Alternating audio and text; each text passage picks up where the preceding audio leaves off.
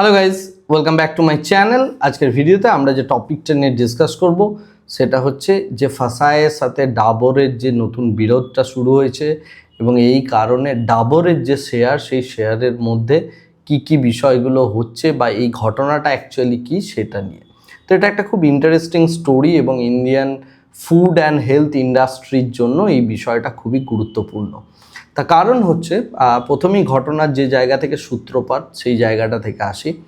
একজন জনৈক ইউটিউবার, তিনি হেলথ এবং ফুড প্রোডাক্টের ওপর বিভিন্ন রকমের ইউটিউবিং ভিডিও করেন এবং হেলদি টপিক্সের ওপর তিনি ভিডিও বানান।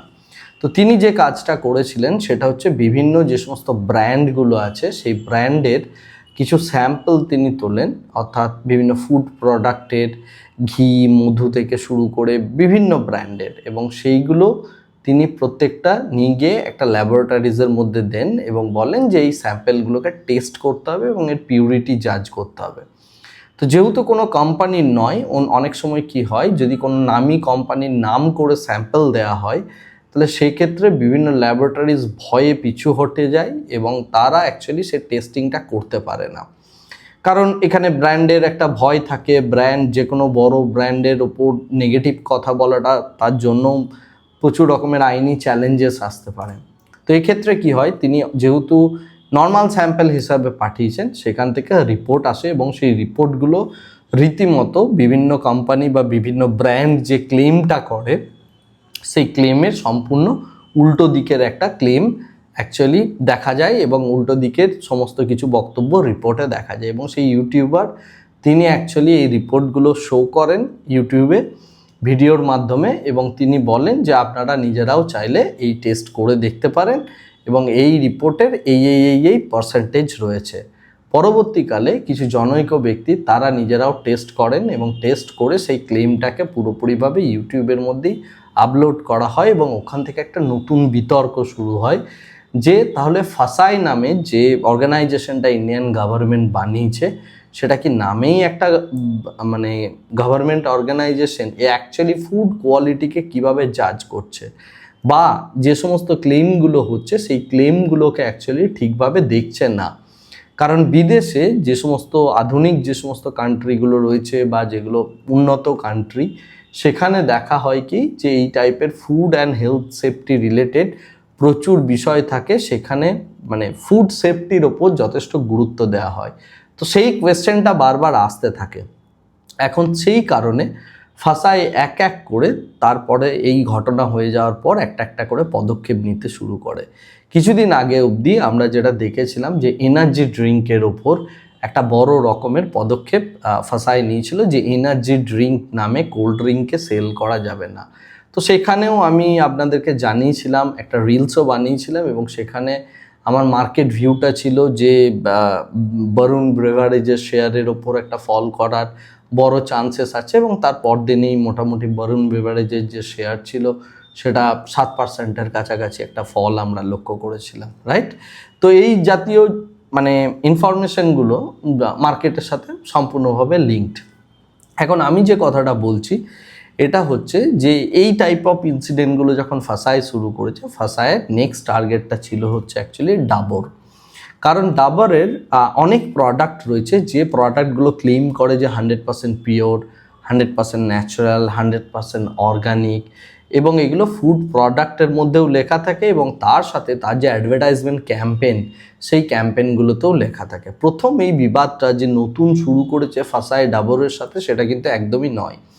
এই বিবাদটা অ্যাকচুয়ালি শুরু হয়েছিল 2024 সালে এবং তখন ডাবরের একটা জুস আছে, ফ্রুট জুস বলা হয়, সেটা হচ্ছে রিয়েল ফ্রুট জুস। এখন দেখবেন তার সেল অনেক কমে গিয়েছে বা প্রোডাক্টটাও ধীরে ধীরে অনেকখানি কমে গিয়েছে। তো 2024-24-এর দিকে বা 20-র দিকে আপনি যদি দেখেন বা তার আগে 14 থেকে 20 অবধি আপনি যদি দেখেন, সেই সময়ে কিন্তু রিয়েলের ফ্রুট জুস প্রচণ্ড পরিমাণে সেল হতো এবং সেই সময় থেকেই ফাসাই ডাবরকে বারবার বলে আসছে যে এই টাইপের জিনিসপত্রগুলো তুমি করবে না। তো তারপর থেকেই ডাবরের যে এই ফ্রুট জুস বিজনেস সেটা কিন্তু ধীরে ধীরে ডাউন হতে থাকে। এখন যে বিষয়টা নিয়ে বিতর্ক শুরু হয়েছে সেটা হচ্ছে 100% পিওর, 100% ন্যাচারাল এই জাতীয় ক্লেমগুলো নিয়ে। কারণ ফাসায়ের বক্তব্য হচ্ছে যে তুমি কোনো কিছুকে 100% এইটা তুমি বলতে পারো না, রাইট? তুমি তোমার যেরকম মানে তার মধ্যে প্রোডাক্টের কোয়ালিটি সেই অনুযায়ী তুমি বলো, বা এই পুরো জিনিসটাকে বাদ দাও। 100% ন্যাচারাল, 100% পিওর বলে তুমি এই জিনিসগুলো সেল করতে পারবে না। বিশেষত হানি, গরুর যে ঘি হয় সেই ঘি, virgin coconut oil, apple cider vinegar, coconut water, coconut milk, sesame oil, এই সমস্ত যে প্রোডাক্টগুলো রয়েছে। এখন বিষয়টা হচ্ছে এই যে বিষয়টা, এটার ফলে কোম্পানিকে 15 দিনের টাইম লাইন দেওয়া হয়েছে, এবং টাইম লাইন দেওয়ার ফলে বলা হয়েছে যে একটা অ্যাকশন টেকেন রিপোর্ট বা ATR জমা দিতে বলা হয়েছে, রাইট? এবং এক্ষেত্রে ডাবরের যে বক্তব্য যে এই বিষয়টা কিন্তু আমাদেরকে আগে থাকতে জানানো হয়নি, কোনো রকম শোকজ নোটিশও আমাদেরকে দেওয়া হয়নি। আর এই যে বিষয়টা, এই বিষয়টা যেহেতু আমাদেরকে আগে থাকতে ইনফর্ম করা হয়নি, তাই এই সমস্ত বিষয় নিয়ে দিল্লিতে মোটামুটি একটা কোর্ট কেস চলছে। যে কোর্ট কেসটার শুনানি হওয়ার কথা আছে হচ্ছে 24 তারিখ নাগাদ, রাইট? তো 24 তারিখ নাগাদ এই কোর্ট কেসটার ওপর ভিত্তি করে ডাবরের অ্যাকচুয়ালি ভাগ্য নির্ধারণ হবে। তো তাই 24 তারিখে এই কোর্ট কেসের রায়ের ওপর ভিত্তি করে আমরা ডাবরের শেয়ারটার ওপর হয় লং পজিশন বা শর্ট পজিশন বা এই টাইপের পজিশন আমরা নিতে পারি। ডিপেন্ড করছে যে রায় কীরকম আসছে, কারণ লিগাল কেসের সবসময় একটা গুরুত্ব থাকে কোম্পানির ওপর, এবং সেইটা একটা পয়সা বানানোর বড় সুযোগ থাকে। তো সেই কারণে আমি ডাবরের শেয়ারটাকে আপাতত ফোকাসে রাখার কথা বলছি। এখন যেটা ইম্পর্টেন্ট জিনিস, যদি যারা লং টার্ম হোল্ডিং পার্সপেক্টিভ থেকে ডাবরের শেয়ারটা নিয়েছেন বা ডাবর কোম্পানিতে অলরেডি ইনভেস্টেড, তাদের ক্ষেত্রে যে জিনিসগুলো দেখা উচিত সেটা হচ্ছে, প্রথম কথা জানা উচিত যে এই যে ফুড বিজনেস, এই ফুড বিজনেস থেকে ডাবরের যদি আমরা ফাইন্যান্সিয়ালস দেখি, তাহলে যেটা দেখতে পাচ্ছি যে এর ফুড বিজনেস থেকে মাত্র 4.4%-এর কাছাকাছি রেভিনিউ আসে। বাকি যে রেভিনিউ লাইনটা রয়েছে সেটা সম্পূর্ণভাবে আসছে অন্য বিভিন্ন রকম যে সমস্ত প্রোডাক্টগুলো রয়েছে। ফর এক্সাম্পল মানে যে বিউটি প্রোডাক্ট রয়েছে ডাবরের, সেই বিউটি প্রোডাক্ট থেকে, এবং ফুড বিজনেসটা ধীরে ধীরে ধীরে ধীরে ডিক্লাইন করছে। আমি একটু ভুল বললাম, 13,000 কোটি টাকার কাছাকাছি টোটাল নেট সেলস, আর ফুড বিজনেস থেকে এসেছিল 1974 কোটি টাকার মতো, নট 4%, 4.4% করে অ্যাকচুয়ালি ডিক্লাইন করছে। তো ফুড বিজনেসটা ধীরে ধীরে ধীরে ধীরে ডাবর মেবি ওয়াইন্ড আপ করে দেবে, বা এই জায়গাটার মধ্যে তারা কিছু চেঞ্জেস নিয়ে আসবে আগামী দিনে।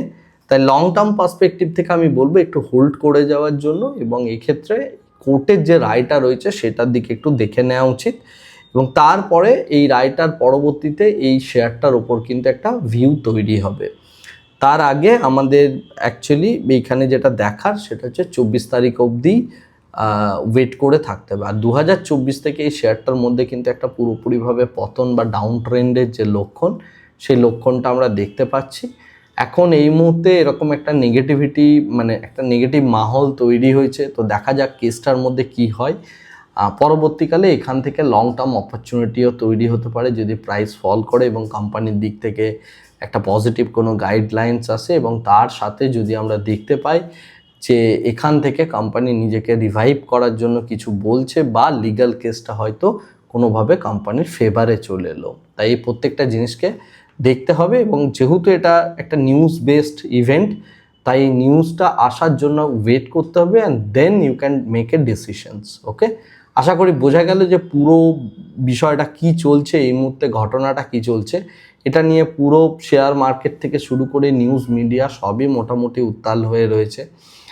তাই এই বিষয়টার দিকে একটু ফোকাস রাখবেন, এবং 24 তারিখের ডেটে এবং 25 তারিখ এই যে টাইম লাইনটা আসছে, এই সময়ে ডাবরের শেয়ারটার দিকে আপনি নজর রাখতে পারেন। Thank you very much, bye bye, tata.